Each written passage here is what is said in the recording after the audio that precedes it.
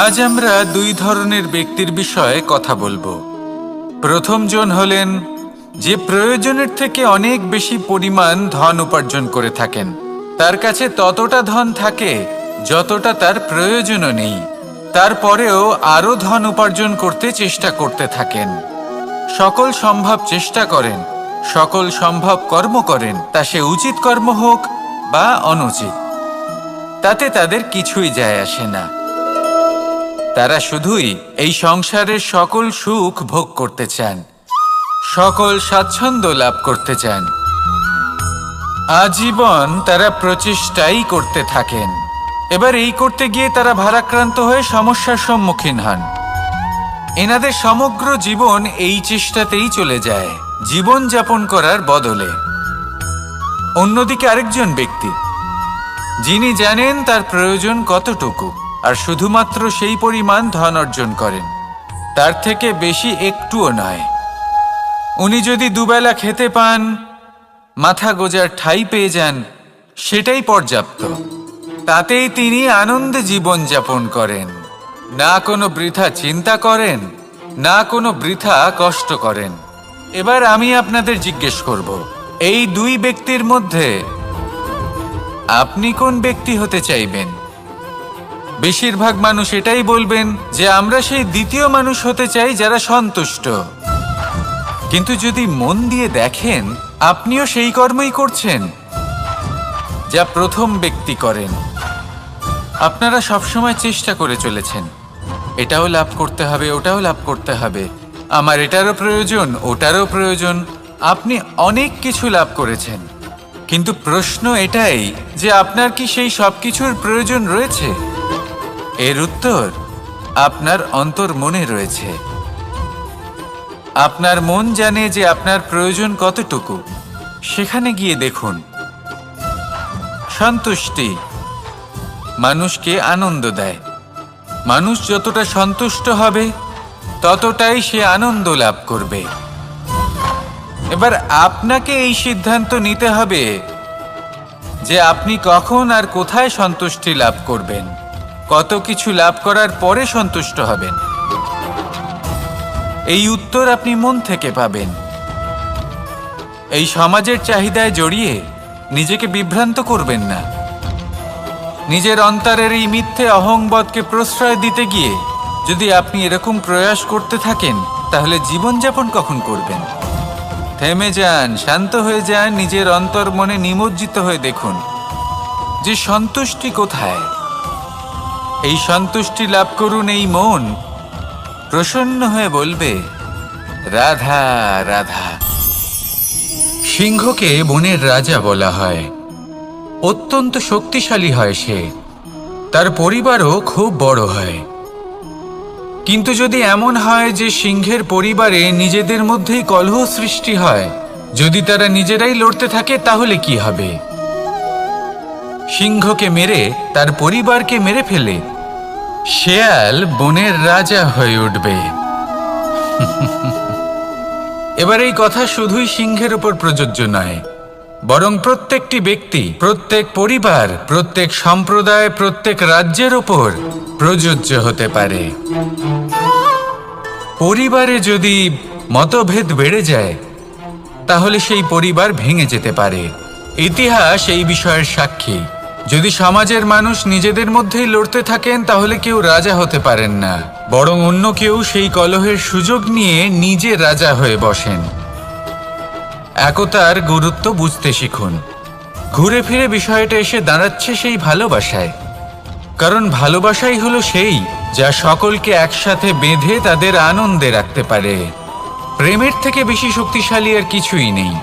তাই এই প্রেমকে নিজের মনে জাগ্রত করুন, নিজের পরিবারে বর্ষণ করুন, সমাজে বর্ষণ করুন, রাজ্যে বর্ষণ করুন, আর এই ভালোবাসার সাথেই বলুন, রাধা রাধা। বিগত দিনের কিছু কথা মনে পড়ে গেল। এক অদ্ভুত ঘটনা যা অমূল্য শিক্ষা দিয়ে যেতে পারে। বিষয় হলো যক্ষের সাথে যুধিষ্ঠিরের কথোপকথন। একবার যক্ষ যুধিষ্ঠিরকে জিজ্ঞেস করলেন, ওনাকে বললেন যে আমার কিছু প্রশ্নের উত্তর যদি আপনি দিতে পারেন, তাহলে আমি আপনার বাকি ভ্রাতাগণকে আবার জীবিত করে তুলব। সেগুলোর মধ্যে খুব গুরুত্বপূর্ণ আর কঠিন একটা প্রশ্ন ছিল, এই সংসারে সব থেকে শ্রেষ্ঠ আশ্চর্য কোনটি? এই প্রশ্ন আমি আপনাকে জিজ্ঞেস করছি। এবার কেউ বলবেন স্বর্ণ দ্বারা নির্মিত লঙ্কা, এটি হলো সংসারের সব থেকে বড় আশ্চর্য। কেউ বলবেন বরফে ঢাকা সেই পর্বত যা আকাশ স্পর্শ করে। কেউ বলবেন সেই সমুদ্র যার গভীরতা মাপা অসম্ভব ব্যাপার।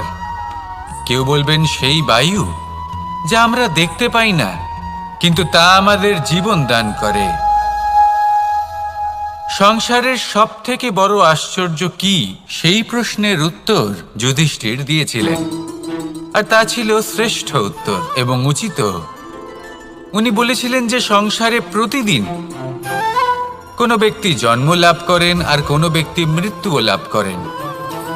এবার এই কথাটা সবাই জানেন, সবাই বোঝেন যে যখন জন্মেছি তখন কোনো একদিন আমিও অবশ্যই মৃত্যু লাভ করব।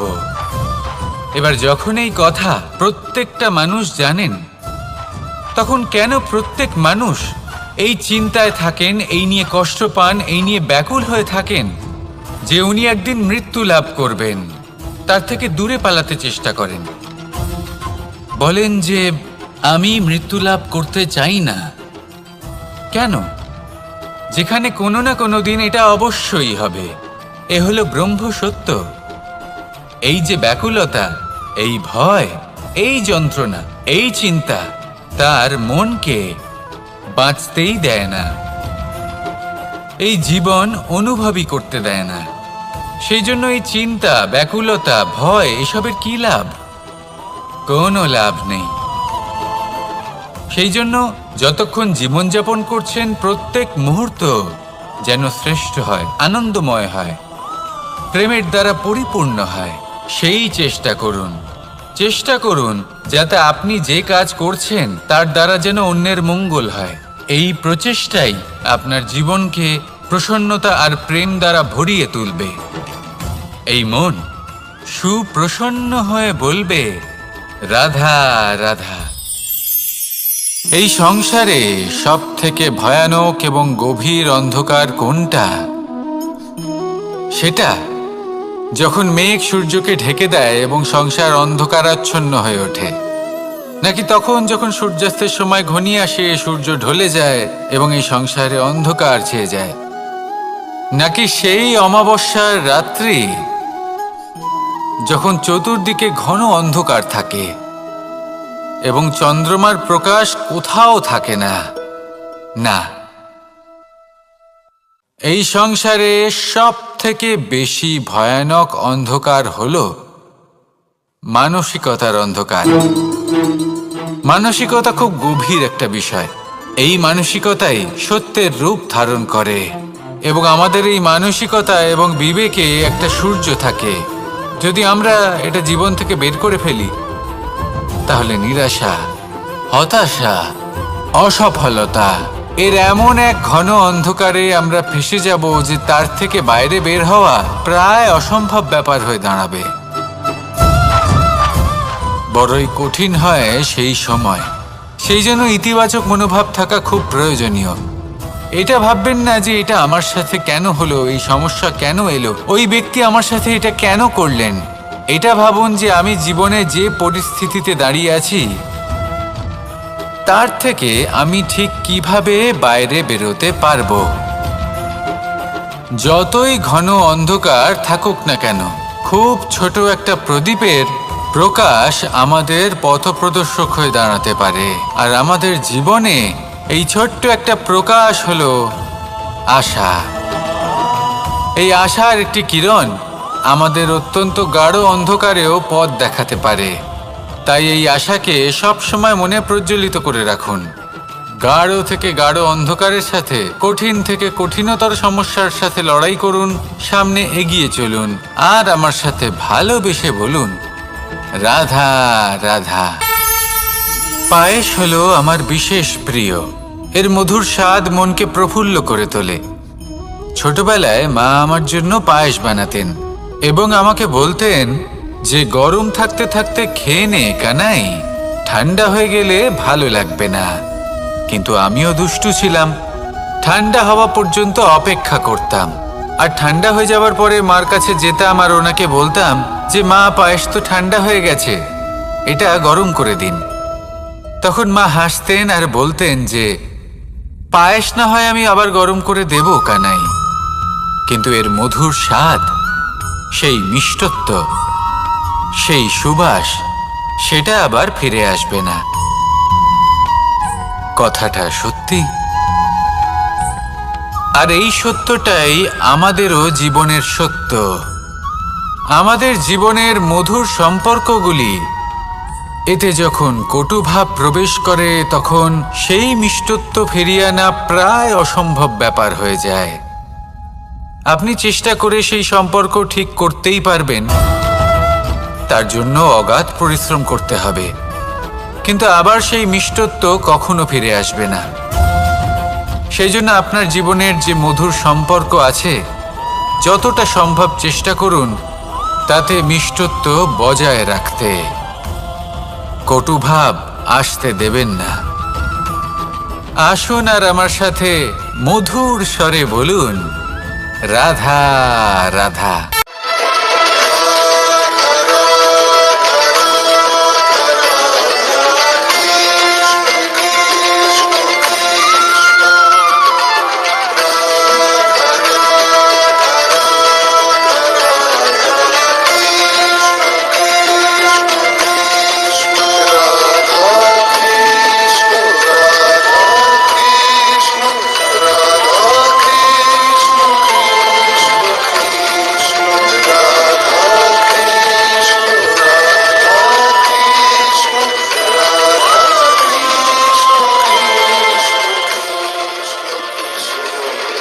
আপনি কখনো কোনো ঝর্ণার ধারে বসে থাকুন আর সেই ধ্বনি শুনতে থাকুন। আহা হা হা, সেই ধ্বনি মনকে শান্ত করে দেয়, আমাদের মধ্যে এক আনন্দের সঞ্চার করে।